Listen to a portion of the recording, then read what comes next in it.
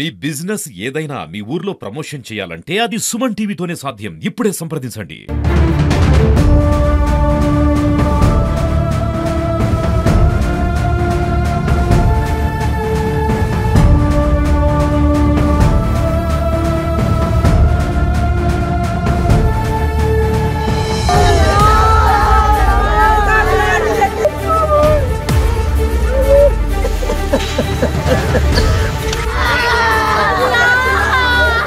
విశాఖ సింహాచలానికి దైవ దర్శనంకి వచ్చిన కొంతమంది లోకాన్నే విడిచి వెళ్ళిపోయిన పరిస్థితి అనుకోకుండా జరిగినటువంటి ఒక సంఘటన వారి కుటుంబంలో వెలుగులు లేకుండా చేసింది. సుమారు ఈ సంఘటనలో 8 మంది వరకు కూడా మృత్యువాత పడ్డారు. ఒక ఇద్దరు అయితే గాయాలయ్యి వీరి పరిస్థితి స్టేబుల్ గా ఉన్నట్టయితే తెలిసింది. పూర్తిగా ఏదైతే ఉందో 8 మంది మృతదేహాలను కూడా విశాఖ కేజీకి తీసుకొచ్చారు. విశాఖ కేజీకి తీసుకొచ్చిన తర్వాత వాళ్ళకి పోస్ట్ మార్టం జరుగుతుంది.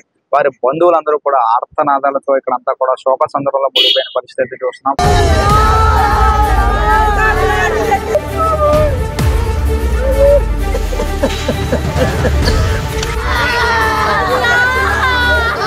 చేతికి అందొచ్చిన కొడుకు పోయిన ఒక తల్లి బాధపడుతుంటే మరొకరు కుటుంబంలో ఒకే కుటుంబంలో నలుగురు మృత్యువాత పడ్డారు. ఇవంతా కూడా అనుకోకుండా జరిగిన ప్రమాదం ఇది.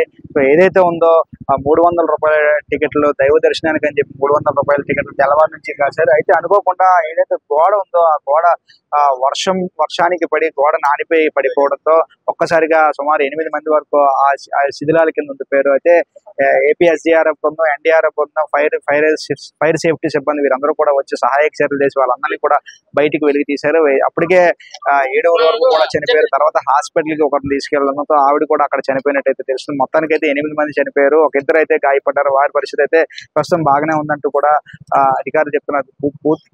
పూర్తి స్థాయిలో ఇక్కడ ఏదైతే ఉందో విశాఖ KH మార్చి దగ్గరికి అయితే వీళ్ళందరూ ఉన్నారు. ఇక్కడ ప్రతి ఒక్కరు కూడా శోక సందర్భంలో మునిగిపోయిన పరిస్థితి. ఇక్కడ ఏదైతే ఉందో కూటమికి సంబంధించిన ప్రజాప్రతినిధులందరూ కూడా విశాఖ మార్చి దగ్గర ఉండి పరిస్థితులు అంతా కూడా క్షుణ్ణంగా పరిశీలిస్తా ఉన్నారు.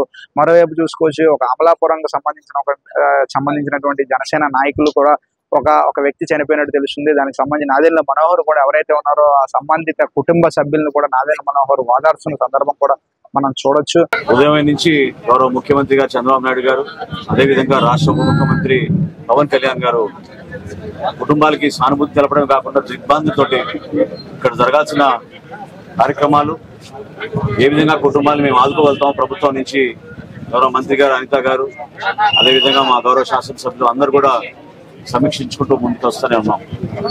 ఈ సమయంలో ప్రాణాలు కోల్పోయిన కుటుంబాలకి మనస్ఫూర్తిగా రాష్ట్ర ప్రభుత్వం నుంచి ప్రజల పక్షాన వాళ్ళందరినీ కూడా ధైర్యంగా ఉండమని, ఖచ్చితంగా ప్రభుత్వం నుంచి మేము ఆదుకోవాల్సిన మా చర్యలు కానివ్వండి, ఏ విధంగా కుటుంబాలకు భరోసా కల్పించగలుగుతామో తప్పకుండా అది కల్పిస్తాం. ఇందులో దురదృష్టమైన సంఘటన 7గురిలో 2 జనసేన పార్టీ క్రియాశీలక సభ్యులు దుర్గాప్రసాద్ నాయుడు గారు, అదేవిధంగా మణికంఠ గారు, ఇద్దరు కూడా అంబాజీపేట నుంచి పాపం వాళ్ళు కష్టపడి విశాఖపట్నంలో ఉద్యోగాల కోసం వచ్చి ఇక్కడ స్థిరపడి వాళ్ళు చేసుకున్న కార్యక్రమాల్లో భాగంగా ఈరోజు దర్శనం కోసం ఆ రోజు ఈ సంఘటన జరిగింది.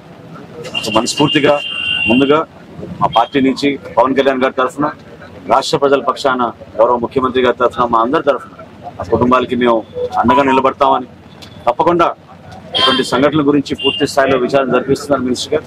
ఆ వివరాలు వచ్చిన తర్వాత మరొకసారి మీ అందరితో కూడా మేము మాట్లాడతాం.